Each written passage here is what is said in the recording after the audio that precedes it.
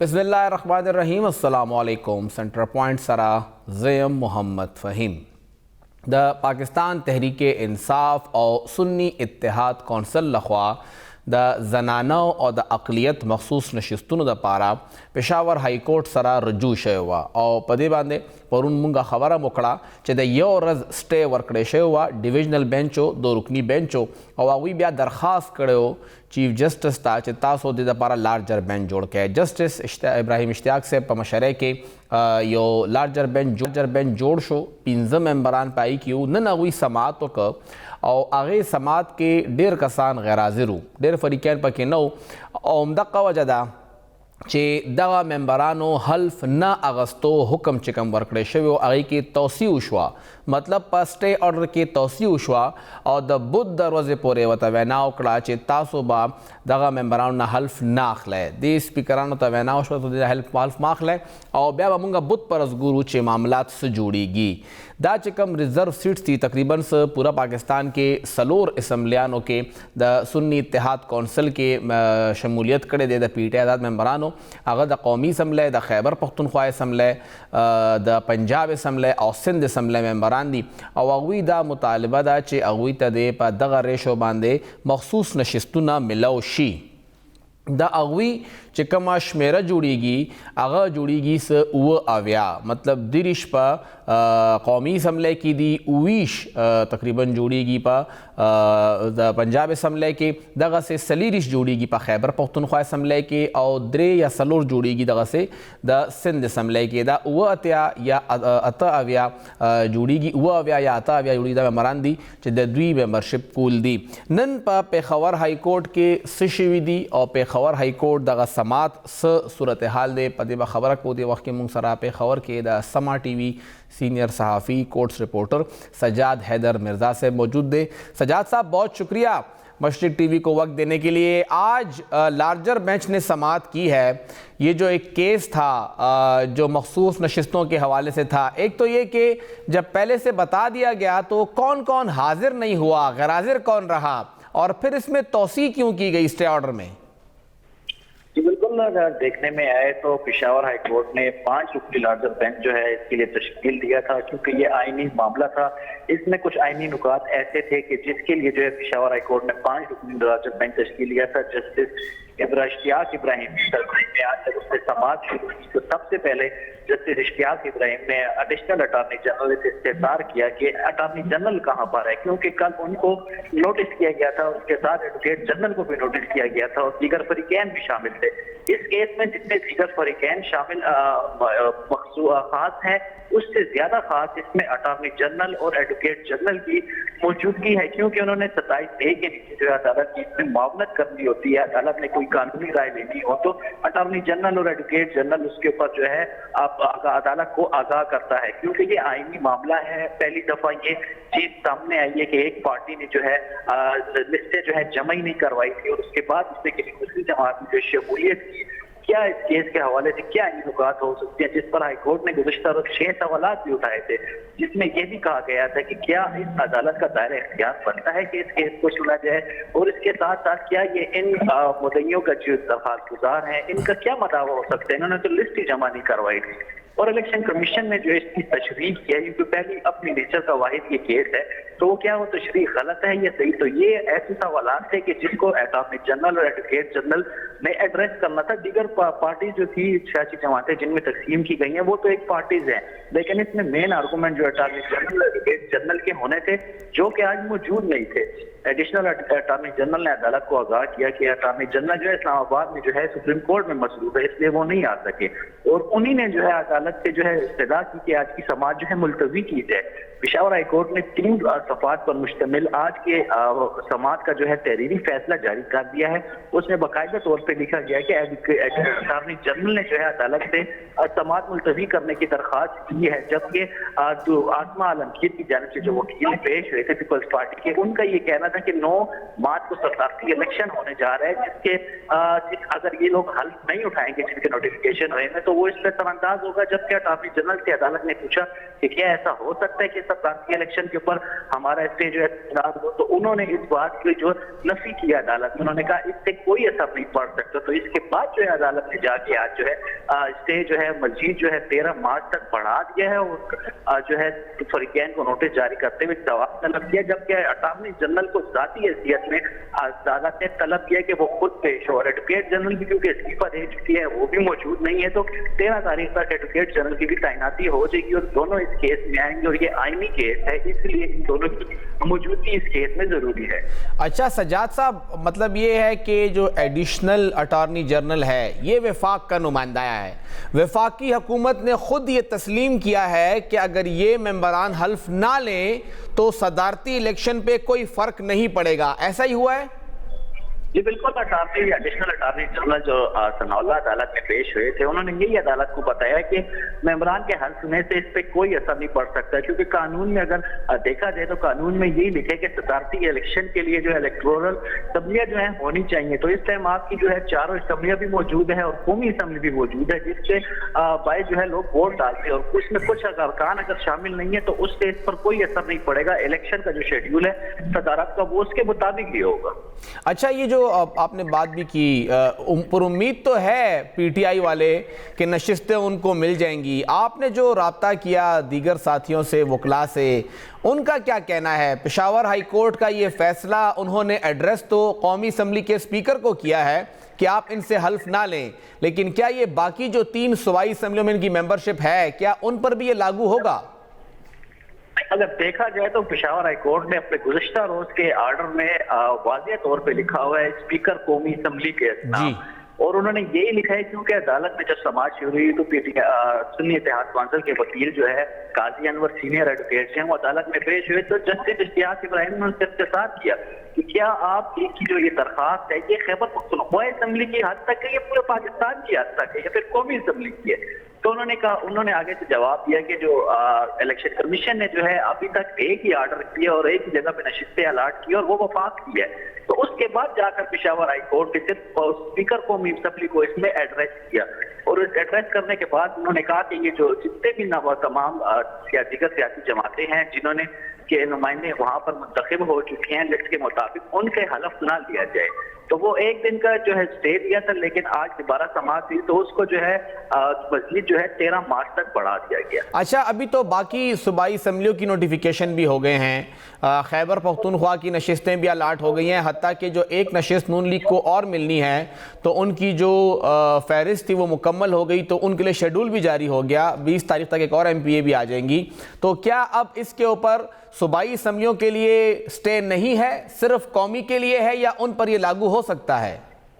اگر آپ پشاور ہائی کورٹ کے فیصلے کی بات کرتے ہیں جو انہوں نے حکم امتناع جاری کیا تو وہ صرف قومی اسمبلی کی حد تک ہے، کیونکہ اس میں باقاعدہ طور پہ اسپیکر قومی اسمبلی کو ایڈریس کیا گیا ہے۔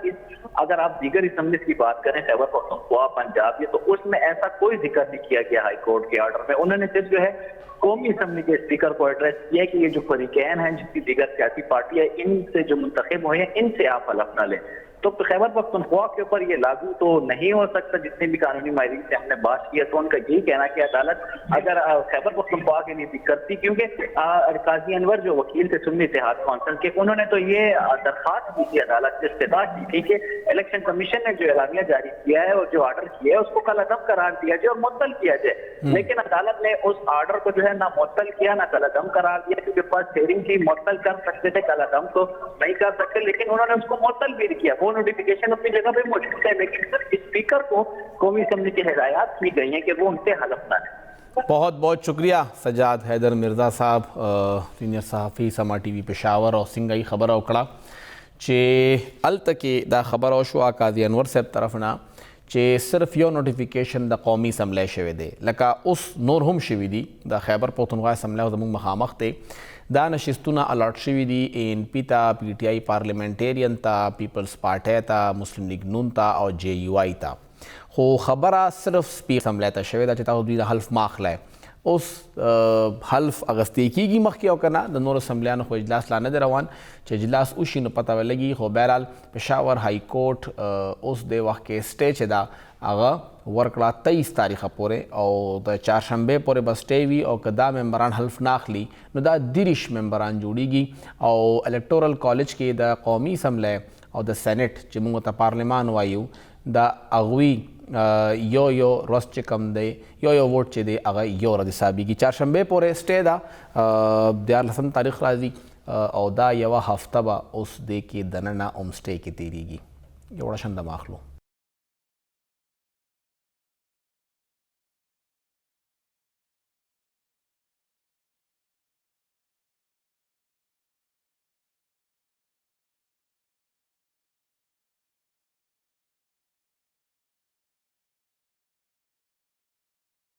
تاسو ته پروګرام کې یو ځل بیا هرکلی وایو. پخوانی وزیر اعظم د پاکستان تحریک انصاف مشر عمران خان صاحب په اډیاله کې دی او د هغوی په اډیاله کې موجودګۍ سره څه ډېر ښه خبرونه نه دي را روان.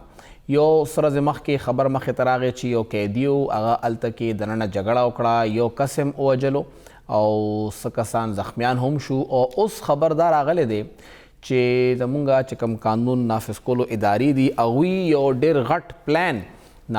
ناکامه که پړون د شپې ډېر ناوخته وخت کې دا خبر مخې ته راغی د نیمې شپې چې 3 کسان نیولي دي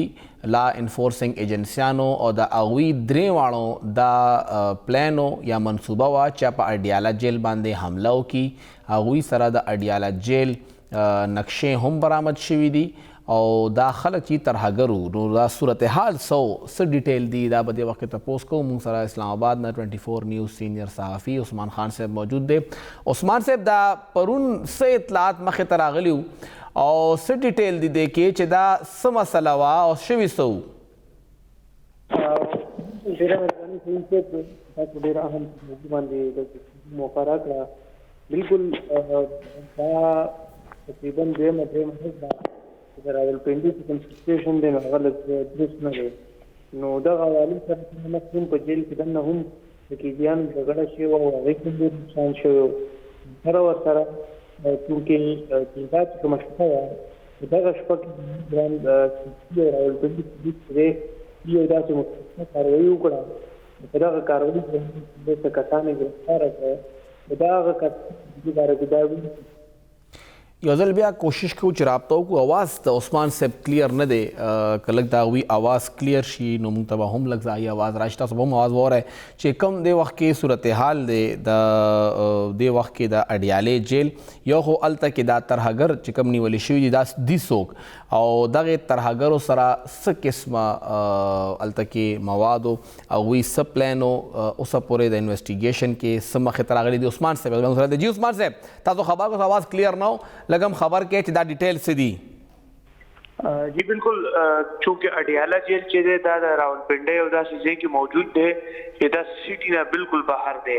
او دغه علاقې سره لږ چې مخکې طرف ته لاړ شي نو چونتره یو داسې علاقه ده چې هغه یو بدنامې زبانه علاقه ده او مختلف واقعاتو خلک چې دغه دلته وي. نو دغه ذرا بیګا چې کوم شپه و لیټ نایټ اډیاله جیل اطراف کې کوم چې دا راولپنډي پولیس ته او سیټي چې د دې مشترکه داسې یو کاروایي وکړه او په دغه کاروایي دوران چې څه کسان چې دي 3 دهشتګردو باره کې اطلاعات دي چې دا یې ګرفتاره کړي دي او دا هغه کسانو چې دي منصوبه کړې وه چې دي به په اډیاله جیل باندې حمله کوي او په دغه دوران چې دی مختلف واقعات چې دي هغې کې دي ملوث کېدی شي. او چونکې دې وخت کې اډیاله جیل اصوم انتهایي حساس دی چې په اډیاله جیل کې هغه قیدیانو سره چې کوم باني چیرمن دی پی ټي آی هغه هم په اډیاله جیل کې دی او دغه حوالې سره دا مخکې هم ویلي شوي دي چې هغې ته تھریټس دي د هغې مختلف کیسونه چې وو هغه به هم په جیل کې دننه زیر سماعت او پولیس او سیکورټي داخله دا ویلي افتاب اکبر دراني چې دې مونږه د جیل نه بهر چې وباسو یا بل څه عدالت ته بوځو نو څه قسم داسې واقع رونما کېدی شي. نو دغه دپاره جیل هغې دپاره چې دی چونکې هغې کې هي ججز بناستو او د کیسز چې کوم سماعتو دا به هلته کېدو نو دغه حوالې سره د بیګا چې کوم شپې چې کوم سی ټي ډي او چې کوم پولیس دی دې چې کوم کاروایي کړې دی دا ډېر اهم ده او دې نه به مزید هغې انکوایري کوي او مزید سچویشنز چې هغه به مخامخ راځي. ورسره چونکې بانی چیئرمین په جیل کې موجود دی او لږ ورځ مخکې ستاسو په علم کې ومینو دلته جیل کې نن د قیدیانو هم ځان کې جګړه شوې وه او په هغې نتیجه دا اطلاعات و چې یو قیدي چې دغه جابخ شوی دی او څه زخمیان دي نو هغه په هسپتال کې زیر علاج دي. دغه حوالې سره دې وخت کې چې کوم راولپنډي پولیس دی او حساس ادارې دي او آی جي جیل خانه جات چې دی هغوی هم دا احکامات جاري کړي دي چې کوم اډیاله جیل چې دی د دې چې دی سخت چې کوم سکیورټي دا هم مزید سخت کړي او دغه سره سره مختلف نور هم داسې آپشنز دي چې هغه زیر غور دي د ادارو چونکې اهم قیدیان په دې جیل کې موجود دي چې دې ته څه قسم نقصان ونه رسي. سی ټي ډي او قانون نافذ کرنے والے چې کوم ادارې دي هغوی دا هم ویلي دي چې دا کوم کسان نیولی شي دي نو په دې باندې مزید هغو انکوایري روانه ده چې په دې واقعه کې سره نور څوک کسان دي او آیا دا څه دي پلانینګ زو بظاهر خدا شوقي چې دې په اډیاله جیل باندې به حمله کوله او چونکې اوس انکوایري روانه ده په هغه انکوایري کې به مزید دا شیزونه واضح کیږي چې آیا د دې نور څه ټارګټ سو د دې شاته څوک دي په ظاهر حدود هغوی چې دا داسې ګروهونه دي چې کوم پاکستان کې کار کوي او چې کله ادارې انکوایري وکړي هغې نه وروسته به د دې مزید معاملات کلیر شي. ښه دا چې کوم تاسو ذکر کوی لګیا چې دا ورسره روان دي خو یو خبره دا هم راځي چې کیدی شي عمران خان صاحب د دغه جیل نه منتقل کی او څنګه چې د هغوی کور ودانه دې وخت کې په بنیګاله کې هاوس ارسټ ته نو کیدی شي عمران خان صاحب هم هاوس ارسټ شي او ډېر مخکې دا خبره هم راغلی وه چې 20 مارچ خوشا داسې څه فیصله کیدی شي. ستاسو اطلاعات څه دي؟ آیا داسې ممکنه ده را روان هفته 10 ورځو کې دننه ولې چې جیل کې دننه خو هر رنګې خلک وي او بیا هاوس ارسټ لږ دې نه مختلف وي؟ فهیم صاحب چې کوم سچویشن روان دي نه مخکې خو پالي چیرمین کې چې هغه په حرکت کې او پی ټي آی هی دا درخواست کوي چې دا د اډیاله کې د پی ټي آی په درخواست باندې بانی چیرمین چې دا د جیل ته راغلی دی چونکې هغوی چې کور والا وو هغه مخکې هاوس ارسټ او په بنیګاله کې دا دې خدا خواهش چې دې هم هاوس هلته کور ته شفټ شي. ادارو په دې حوالې سره فیصله کوي او قانون نافذ کرنے چې کوم ادارې دي حکومت چې کوم عدلیه دا خبره فیصله کوي نو فی الحال کو داسې ډیفرنٹ آپشن زیر بحث هم دي او زیر غور هم دي خو حتمی څه فیصله نشته نه ده چې بانی چیئرمین باډیاله جیل کې یا بیا لاهور سنټرل جیل ته هغوی ولګي یا کوټ لکھپت جیل هم آپشنز د دې سره او آیا بیا واپس اٹک جیل هم دی دا ډیفرنٹ آپشن زیر غور دي او دا هاوس ارسټ والا ایشو چې دا د دې چانسز خو ډېر زیات کم دي خو چونکې دې وخت بانی چیئرمین چې دا یو های پروفایل پرسنالټي د پاکستان کې شخصیت دی نو دا آپشن هم یو زیر غور خو دی چې هغه بنیګاله ته شفټ کړي او هلته هاوس ارسټ کړي خو په دې باندې چونکې لا حتمي فیصله چې دا هغه به نه ده شوې نو دا وخت سره سره به دا سیزونه کلیر کېږي خو په ظاهر اوسه پورې چې کوم صورتحال دي چونکې بانی چیئرمین آلریډي په اډیاله جیل کې دی او هغوی داسې یو بیرک کې دي یو داسې ځای کې دي چې هلته د نور قیدیانو یا د نور خلکو اکسس نشته چې کوم کسانو د معزز عدالت نه اجازتنامه هغوی سره ده هغوی کسان صرف ورسره ملاویدی شي هغې نه علاوه نور نه کسان هغه بیرک ته تللی شي او نه هغوی دغه سره ملاقات کول شي نو قیدیانو نه خو بانی چیئرمین چې دی مختلف خلک یې هغوی نه محفوظه دی خو په ظاهر چونکې بیګا چې کومه واقع شوې ده دا یو ډېر غټه واقع ده او دا شکر دی چې کوم ادارې دي هغوی دا کنټرول کړه بر وخت کسان ونیول. عثمان صاحب قرارداد هم جمع شوی دی د قومي اسمبلی سیکرټریټ کې د عمران خان صاحب رهایی دپاره؟ جی بالکل فہیم صاحب تقریباً 3 ورځې مخکې پاکستان تحریک انصاف او سنی اتحاد کونسل چې رهنماونه دي هغوی مشترکه طور باندې تلي وو عمر ایوب صاحب او اسد قیصر صاحب او بیرسټر ګوهر صاحب او نور چې کوم پارټي لیډرشپ ته هغوی قومي اسمبلی سیکرټریټ کې چې کوم سیکرټري قومي اسمبلی ته طاهر حسین هغوی ته دا قرارداد ورکړی و او هغوی ته دا وینا کړی و چې چونکې دا کوم کسان چې دي هغه بانی چیئرمین دی پرویز الهی صاحب دی شاه محمود قریشي صاحب دی ورسره یاسمین راشد دا صنم جاوید دا عالیہ حمزه دا او نور چې کوم لیډرشپ دی میاں محمود الرشید دی اعجاز چودھری دی دا د رها کی چونکې دا سیاسي قیدیان دي او دا دې سره چې دی ظلم شوی دی هغوی رهایي دپاره قرارداد هم جمع کړی دی ورسره دا هم ویلي دي چې کوم سبا اجلاس دی هغه خدا گزارش کړو سیکرټری صاحب ته چې دا سبانی اجلاس ایجنډې کې دا شامل کی، خو بظاهر چې کوم زموږ سورسز دی هغه دا وایي چې قومي اسمبلی سیکرټریټ چې دا ایجنډا کې دا لا فلحال نه شامل کړي. او چې کم صدارتی انتخاب دی تاسو ته لګي چې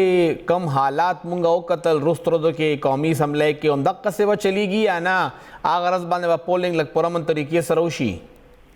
نو بظاهر خدا سے نخ کاری چونکہ دیزل قومی اسمبلی کې څه کسان داسې هم راغلي دي چې هغه ینګسټرز دي او هغه چې کوم وینه ده هغه ډیره ګرمه ده په ګړه کې خو اسمبلی کې صرف یو ینګسټر لکه شیر افضل مروت صاحب پرنګ ینګسټر شیر افضل مروت صاحب هم دی. شیر افضل مروت صاحب نه خو اسمبلی کې اوس خلک یریږي ځکه هغې خو صرف د موقع په تلاش کې چې څه ټایم چا سره جګړه کول غواړي. او یو ورځ مخکې چې کوم اجلاس و هغې کې سابق سپیکر راجع پرویز اشرف هم دا وینا وکړه تحریک انصاف او سنی اتحاد کونسل سینئر رهنماون ته چې تاسو له پکار ده دا نوې کسان چې کوم اسمبلی ته راغلي دي د دې تربیت وکړي او دې ته دا چې دی ووایي چې د اسمبلی څه رولز دي نو هغه رولز په مطابق چې د دې له چلېدل پکار دي. خو بهرحال چې کوم سچویشن دی د اسمبلی هغه خو داسې ده چې په دې صدارتي انتخاباتو کې به هم مختلف واقعات رونما کېږي. ډېر مهرباني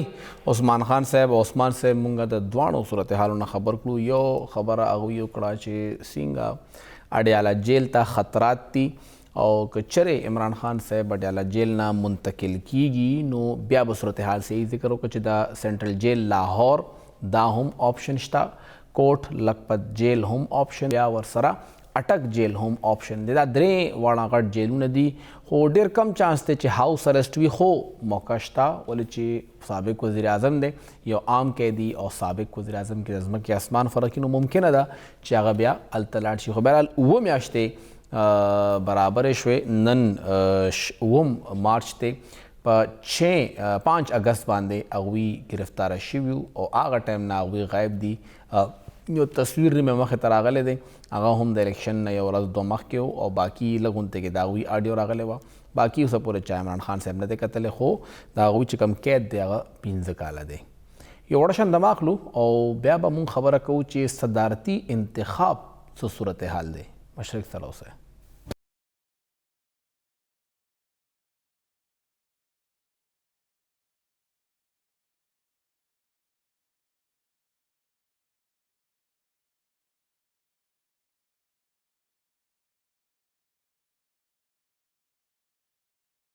ویلکم بیک. او اوس به خبره کوو صدارتي انتخاب حوالې سره. لږ شانته ټیکنیکل دی خو پویا په ډېره ضروري ده چې هر یو کس ته پته ولګي چې آخر زمونږه دخوا صورتحال څه دی او بیا دغه هاوس څنګه کار کوي لګیا دی. دې وخت کې چې کوم د ټوټل زمونږه الیکټورل کالج دی د هغې مطابق پارلمان مطلب قومي اسمبلی او سینټ د هغې ممبران ووټ اچولی شي او ورسره 4 واړه صوبایي اسمبلیانې سندھ، بلوچستان، پنجاب، خیبر پختونخوا درې ټول ممبران دا ووټ اچولی شي. پارلمان کې د دې ووټ دپاره 1 person 1 ووټ دی، مطلب کم یو کس چې ووټ واچي هغه به یو ووټ حسابیږي. هغې کې څه دومره کالکولیشن نشته دی، هغه اسانه کاته ده. 2 ممبران دي، 2 امیدواران دي. یو آصف علي زرداری صاحب دی کم چې پیپلز پارټۍ نامینی دی، بل خواته پښتونخوا ملي عوامي پارټۍ طرف نه محمود خان اچکزی صاحب دی چې هغوی ته سنی اتحاد کونسل یا د PTI حمایت حاصل دی. د سینټ دې وخت کې چې کوم ټوټل ممبران دي هغه جوړیږي تقریبا 99 دې وخت کې هلته موجود دي. هغه به ټول خپل ووټ استعمالی، مطلب دا 99 کسان او 99 ووټونه دي، دې کې څه شمیره اخوا دېخوا نشته دی. هغې کې چې کوم غټ تعداد دی هغه جوړیږي دې وخت کې د حکومتي سایډ ته د مسلم لیگ نون، پیپلز پارټۍ ټول راغونډ شي، دوی زیات دي، هلته یې ته سپورټ حاصل دی. بیا واپسې راځي قومي اسمبلی، ولې چې د 23 ریزرو سیټونو څه حساب کتاب اوسه پورې نه دی فائنل شوی او PK 8 باجوړ باندې الیکشن نه دی شوی. نو د قومي اسمبلی ایوان 336 کې 24 ممبران نشته دی، 312 ممبران دي. نو دا به هم یو ممبر یو ووټ حسابیږي، لکه درون ووټ دی، یو ممبر دی هغه به یو ووټ اچوي. هلته د 230 خو شاته ممبران جوړیږي د دغه 220 خوشه بهانه غواړم د دوی چې کوم دا حکومتي اتحاد دی 92 جوړیږي 92 جوړیږي د سنی اتحاد کونسل او ورسره دا پښتونخوا ملي عوامي پارټي چې د خپل ووټ ته نو دا 92 کسان دی خو دا 92 ووټي هغه 230 ته صوبایي اسمبلو کې لګونته کې معاملہ مختلف تا ټولو نه وړه چې کوم اسمبلی دا د هغې برابر ټول اسمبلی دی مطلب 65 ممبران دي د بلوچستان اسمبلی نو د هغې یو ممبر یو ووټ حسابیږي هلته کې چې چا یو ووټ واچو هغه ته به یو ووټ ملاویږي هلته کې هم کوم حکومتي اتحاد دی مطلب د آصف علي زرداری صاحب حکومت ته هلته نو هغوی ته هلته کلیر میجورټي ده هغوی ته هلته واضح اکثریت دی بیا د هغې نه غټ ایوان خیبر پښتونخوا 145 ممبرانو ایوان دی خو 145 کې دلته کې چې کوم ممبران پاتې دي یا ناست دي هغه 118 دي د مونږه لږ ساعت مخکې الیکشن کمیشن سره چې کوم هلته حکام دي هغې سره خبره وشوه نو همدغه سوال زما و چې آیا دا ایوان به 118 تصور کیږي یا 145 هغې نه ایوان جوړ شوی دی د 145 دا به 145 هی تصور کیږي او 65 په حساب باندې به هی وي تقریبا 2 MPAs د یو ووټ برابر دي او دغه ایوان کې چې کم دی وخت کې سنی اتحاد کونسل 91 ممبرز دي 91 د هغوی تقریبا سره پاسه 40 ووټونه جوړیږي 40.3 یا 4 راځي نو مطلب دا چې دا به 40 ووټونه حسابیږي ټول اپوزیشن دی وخت کې 27 ممبران دي د هغوی سره پاسه 12 ووټونه جوړیږي او همدغسې سره پاسه 12 ووټونه به ضایع کیږي ولې چې په ایوان کې 15 ریزرو او 2 حلقو باندې الیکشن نه دی شوی نو 27 حلقې خالی دي نو تقریبا 12 ووټونه د وخت کې دلته که مونږه آیډیل سوچ سره ځو نو دا 20 ممبران که ټول ووټ واچوي جمعیت العلماء اسلام سره زرداری صاحب ته کم چې بایکاټ کوي نو دا به کمیږي نو د هغوی 12 ووټونه دلته زرداری صاحب اخیستی شي او 40 ووټونه به دلته کې ملاویږي محمود خان اچکزئی صاحب ته دغسې 397 هاوس دی د پنجاب خو هلته 27 ممبرانو ووټ 371 هاوس دی بخښنه غواړم 27 ممبرانو ووټ نه دی اچول یا حلف نه دی اخیستی هغه چې کوم د سنی اتحاد کونسل دی هغوی پاتې دي نو دا جوړیږي 344 دا 344 ممبران دي د دوی په حساب بالته ووټینګ کیږي او هغوی به خپل بیا حق کې غالبا داسه هلته 63 یا 64 ووټونه جوړیږي هلته ووټ نور هم دروند دی څنګه دی خوا 2 MPAs یو ووټ جوړی هلته کې تقریبا 8 MPAs چې دي هغه یو ووټ جوړی نو که 8 یا 24 درې ووټه ځای کمیږي هاوس به 62 ووټونو باندې حسابیږي هلته کې نون لیگ ته برتري ده پیپلز پارټۍ ته نو سپورټ د زرداری صاحب دی او سندھ کې د قلوبه ده صرف هلته هاوس کې 4 کسان نشته 3 زنانه او یو ماینارټي کم چې سنی اتحاد کونسل دی نو هلته کې هم زرداری صاحب ته یو کلیر میجورټي ده خو دا ټول الیکشن دی دا به خفیه بیلټینګ سره کیږي خفیه بیلټینګ کې آیا مسلم ممبران زرداری صاحب له ووټ ورکوي یا نه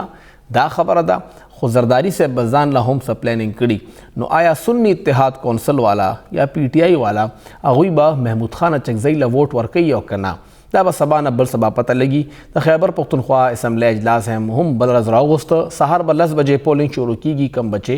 4 بجو پورې جاری وي یو وړه شان دمه اخلو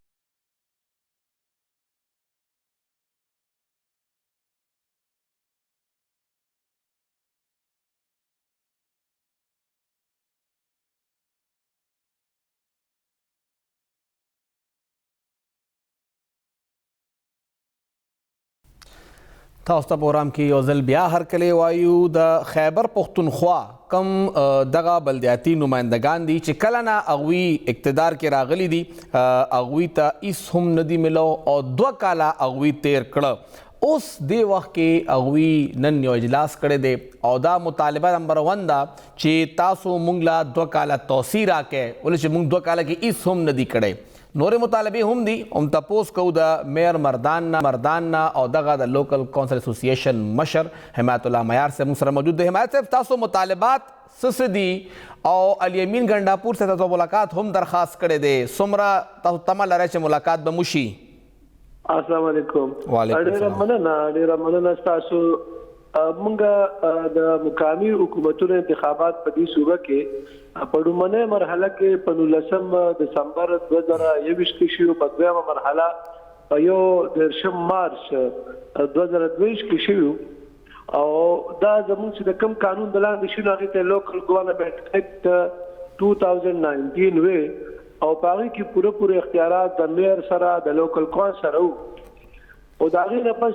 دغه قانون کې په 2022 کې د پی ټی آی حکومت ډیر ترامیم وکړه او د هغه ترامیم تر مخه زموږ چې کوم زموږ انتظامی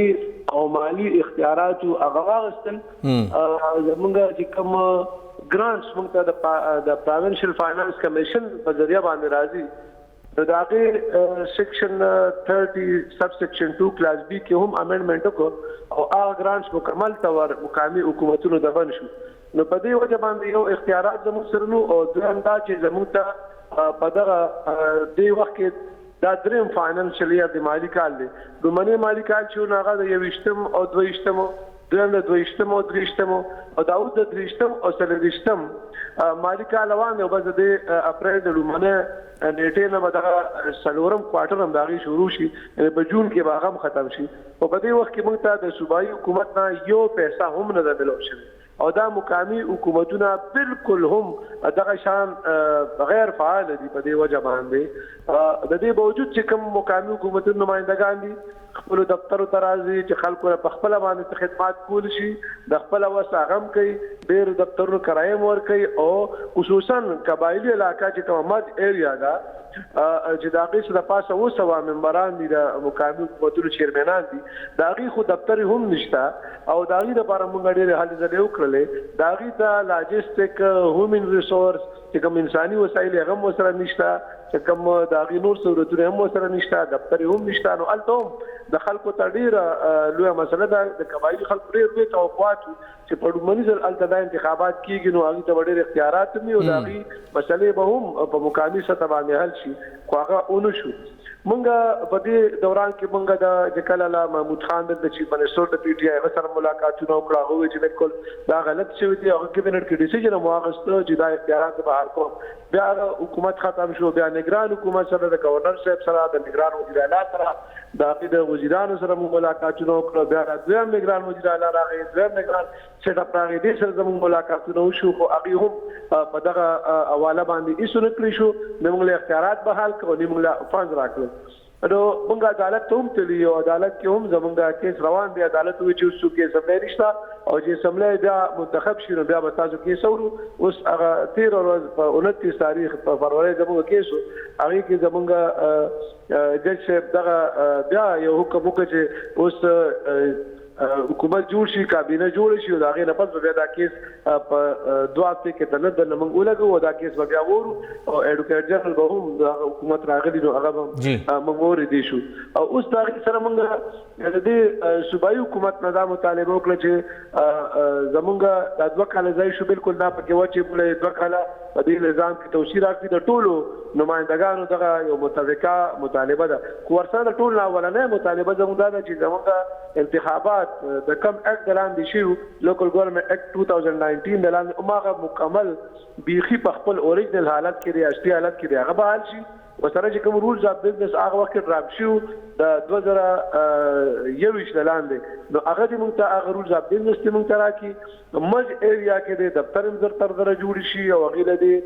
انساني وسایل هغه دفتر کې کوم خلک کار کوي هغه او لاجستیکس هغه د وته حمایت ته خپل د سټي کونسل مېر یا سټي کونسل سره یا تحصیل کونسل بیا هم لګ ډیر سنس فندونه وی چې س چونګې نه الټ ټیکس راشي سو سره خپل یو ریوینیو ریسورس وی لکه کم از کم دفتر چلو شي دومره پیسې وګټي بیا وتا س ویک ټي ایم ای پنوم باندې یا لوکل کونسل ګرانټ پنوم باندې فندونه سره گزارو شي راشي دا ویلیج او نیبرهود کونسل کې حالات ډیر زیات خراب دي سرل تخواغوي سره د بجلی بل د انټرنیټ بل د دفتر کرایه پیسې هم نشته بالکل لا تاسو صحیح وایي आवाज دغه نه تاسو ګوره زمون یو سل او یو دیر زمونږه دا ټیمز دي ټوله جی جی چې پاره کې تاسو کوم یاد کړئ دا کیټګری وای ټیمز هم شته خو هغه خې کیټګری وای ټیمز شو ګور راغیم حالت ډیر خراب دي لکه زه به تاسو ته په مردان کې هم موږ تنخواګانې نشو ورکولی باوجود دی چې زمونږ ریسورس شته دی موږ پنشن نشو ورکولی پنشن اوس موږ دغه تېرې میاشتې په 28 تاریخ باندې ورکوو او د دې میاشتې به چې په کم تاریخ ورکوو نو لکه دومره عجیبه غوندې صورتحال جوړ دی دا سروسز ټولې ورک شوي سروسز نشو ورکولی تاسو وګورئ د بجلی بیلونه ډېر زیات شو نور چې کوم سروسز اختیارات دغه دي اخراجات کې هغه ډېر زیات شو نو د هغې د وجې تنخواګانو کې اضافې وشوې نو هغې سره چې کوم دا اضافي ډولې راغلې نو هغې زمونږ په ریسورسز باندې ډېر زیات فرق وغورځو په ریونیو چې زموږ سره راغله هغې ډېر فرق وغورځو اوس د پېښور ټیم یې وګوره میونسپل اډمنسټریشن یا میټروپولیټن اډمنسټریشن نو هغې WCC له پیسې نشي ورکولی مونږ دلته WCC له نشو ورکولی دغه شانتې زمونږ په دې کې تقریبا د 100 نه زیاتې ټیمې داسې دي چې هغه بیخي ولاړې دي بالکل شپږو میاشتو نه اتو میاشتو کال نه هغې تنخواګانې نشي ورکولی نو دومره د لوی مصیبت سره مخامخ دي بیا ویلج کونسل او نیبورډ کونسل خو تاسو وګورئ د هغې دفتر چې کوم په کاغذو باندې زیاتې دفترې دي نو کرایه 5000 روپۍ د کلیوال ویلج کونسل 20 لپاره ده د انسي لپاره 10,000 کرایه ده تاسو ما ته وښایئ پېښور ښار کې په 10,000 باندې دفتر څه ته میلاغلی دي نو هغه مونږ دې موږ سره ومنل چې دا به مونږ د چې کوم ویسي دي به 10,000 شي او د انسي به باقاعده چې کوم دی نو دا به 100,000 شي او باقاعده نوټیفیکیشن هم وشو خو تر اوسه پورې په هغه نوټیفیکیشن باندې عمل درآمد نه کېږي چې هغه پیسې ورته جاري کړي شي نو دغه ټولو مسلو سره په دې وجه موږ مخامخ یو موږ د صوبایي حکومت ته دا مطالبات کړي او وزارت ته هم خواست کړی دی موږ د PTI د ملګرو په ذریعه باندې نن هغه ټول خطونه وزارت ته هم لیږل هغې ته هم دا خواست وکړو PTI نه چیرمنانو ته چې به سره ملاویږي هغې په ټایم اخلي که وزیراعلی صاحب موږ ټایم راکړو موږ به راشو موږ سره د مذاکراتو په ذریعه باندې ټول مطالبات ته کېږو نو چې کوم موږ د پاکستان آئین د هغې ارټیکل 32 دی ارټیکل 37 پلس آی دی ارټیکل 148 دی هغې کې یو با اختیاره د مقننه حکومتونو نظام دی چې په هغې کې به سیاسي انتظامي او مالي اختیارات منتخبو نمایندګانو سره ډیپټي کمشنر اسسټنټ کمشنر یا نور ډسټرکټ او تحصیل افسران سره بني نو هغه اختیارات او مطالبه موږ کړی چې هغه لراکي دغه چې فند مطالبه د دریو کالو زمونږ دریو مالي کالو فند پاتې دي چې هغه لراکي نو هغه موږ مطالبات کړی دي او موږ په صوبایي حکومت ته هم دغه هیله لرو چې موږ سره په دې کې امدادو کې چې صوبایي حکومت سره لوکل ګورنمنټ نه فند نه ورکړي یو بل فیصله موږ کړې ده چې موږ به وفاقي حکومت ته ختم لیکو د پارلیمنت مخې ته به د وفاقي پارلیمنت مخې ته به حمایت صاحب ستاسو جماعت خو حکومت کې نشته دی او نه هغوی هلته کې څه داسې خبره هم کړې ده خو MQM یو معاهده کړې ده مسلم لیگ نون سره چې مونږه حکومت کې شاملیږو خو زمونږه مطالبه دا را چې تاسو به مقامی حکومتونو ته براه راست فند ورکوئ لکه هغې مینس کې به صوبایي حکومت انوالو نه وي هسې خو دا آئیني ترمیم ډېر زیات یو ناممکنه غوندې ښکاري خو تاسو ته لګي چې دا ممکنه ده یا پکاره ده داسې وشي زه خو بالکل چونکې زه په خپله په صوبایي خودمختارۍ باندې موږ یقین ساتو او لوکل ګورنمنټ صوبایي مضمون دی صوبایي سبجیکټ دی او د صوبې اختیار دی پکار ده چې په آئین کې دې نظام ته یو تحفظ ورکړی شي د دې نظام چې کوم فاینانس دی هغې ته تحفظ ورکړی شي او د صوبایي حکومت دی د هغه آئین په خلاف باندې یو قانون نشي جوړېدی نو هلته دې دا ووایي چې کوم دا د لوکل ګورنمنټ دپاره کوم چپټر په آئین کې واچولی شو څنګه چې د وفاقي حکومت دپاره یو چپټر دی د صوبایي حکومت دپاره یو چپټر دی په آئین کې نو داسې پکار ده چې د مقامي حکومتونو دپاره هم یو چپټر یو هغه ډېره اسانه ده د سند په یو کیس کې سپریم کورټ اف پاکستان هم دا فیصله کړې ده چې د مقامي حکومتونو دپاره د پوره یو چپټر په هغې کې واچول شو هغه چپټر کې د پوره تحفظ چې کوم دی مقامي حکومتونو ته ورکړي بیا به صوبایي حکومت د آئین خلاف ورزي نشي کولی هم د هغه آئین مطابق به هغه فنډز هم ورکوي او هغه به چې کوم دی نو اختیارات هم ورکوي نو دغه یو چپټر پوره پکار دی چې د هغې لپاره کارو کې چې ما څومره کتلي د هغې هغه مطالبات او هغه مجوزه ترامیم چې هغې دي نو هغه دومره داسې نه دي چې هغه به یو ښه مقامي حکومت د هغې نه جوړ شي هغې زیات په میونسپل سروسز باندې زور اچولی دی پکار چې ډېر زیات چې کوم سوشل سروسز سماجي خدماتو محکمې دي هغه ټولې لاندې ورکړي شي ځکه چې د 13 ترمیم نه پس په صوبو باندې دومره لوی بوج راغلی دی چې 17 محکمې دي ترډیوال شوي سنټرلایز شوي دي اوس دې سمبالولی نه شي تاسو ګورئ اکثر د صوبایي حکومت 80% 70% بجټ د کال استعمالونه شي سره همدغه شان پاتې شي نو صوبایي حکومت چې کوم دی انتظامی اختیارات هم هغه شان دي چې استعمالونه او د پاکستان د آئین آرټیکل 37 کا قائم وي چې ریاست په خپل انتظامیه هغه به ډیسنټرلایز کړي لاندې ورکړي د دې لپاره چې خلکو ته د کارونو کې اسانتیاګانې پیدا شي د په لاندې سطح باندې کارونه وشي نو د پاکستان آئین هم دغه واضح دی په دې حواله باندې تاسو لګي حمایت صاحب چې دا خبره به بیوروکراسي ومني منتخب حکومت خو ټیک ته هم تاسو خلک کې تاسو کله حکومت کله اپوزیشن خو تاسو ټول عمر تیر شو دغه بیوروکراسي سره دوی به ومني نو زه دا وایم تاسو ګورئ که دا منتخب حکومتونه دومره کمزوري شو چې تاسو ګورئ د مشرف په مارشل لا کې خو دومره لوی ډیوالوشن کیږي چې اتیش محکمه اتیش دفتر لاندې دي ډیپټي کمشنر او ټول افسران د ډي پی او پورې ای سی آر هغه ډسټرکټ ناظم ته د اختیار ملاويږي ټوټل یو د اختیار مقامی حکومتونو نظام د 2001 د اورډیننس د لاندې راځي نو چې دا منتخب حکومتونه د سیول انتظامیه هم د سیول بیروکراسي هم دی وته لګام نشي لګولې نو دی بیا دا چې ویل چې موږ به د فوجي چې کومه بیروکراسي د ملټري بیروکراسي یا اسټابلیشمنت هغه ته به موږ لګام لګو نو بیا خو د دې ټول دعوی د دروغ باندې کدي عوامي راج غواړي او سیویل رول غواړي نو هغه د مقامی حکومتونو په ذریعہ باندې د ټول له بهتر طریقې سره راتلی شي په دې ملک تاسو ګورئ په ټول دنیا کې نو چې کوم ځای کې ګوډ گورننس ته کوم ځای کې مقامی ترقی شوې ده او کوم ځای کې بهترین د خدماتو د سماجي خدماتو فراهمي شوې ده نو د مقامی حکومتونو په ذریعہ باندې شوې ده زمونږ حمایت صاحب موږ لږ وخت کمې دا راته ووایه چې تاسو په خپله هم یو پولیټیکل پارټۍ سره یې تاسو تعلق ان پی سره دی چې کله یو جماعت په حکومت کې وي نو هغه د بلدیاتي حکومتونه کمزورې کولو دپاره کار کوي او چې کله اپوزیشن کې وي نو بیا هغه د مضبوطولو خبره کوي څنګه نگران دور خبره وکړه نگران دور تاسو ډېر پر امید هم وی چې تاسو سره په خپله د گورنر صاحب زوی هم د پېښور میر دی جے یو آئی پیپلز پارټي اے ان پی مسلم لیگ نون چې موږ ټول به اوس دا مقامي حکومتونه راوچتو او هر څه به کوو خو هغه وخت کې هم صرف لالی پاپ او صرف خبرې وې نه خو گورنر صاحب خپل آرډیننس جاری که او نه بیوروکراسي هغه دې کار ته پرېښوده نو بیا تاسو اپوزیشن ته رالی نو دغه دا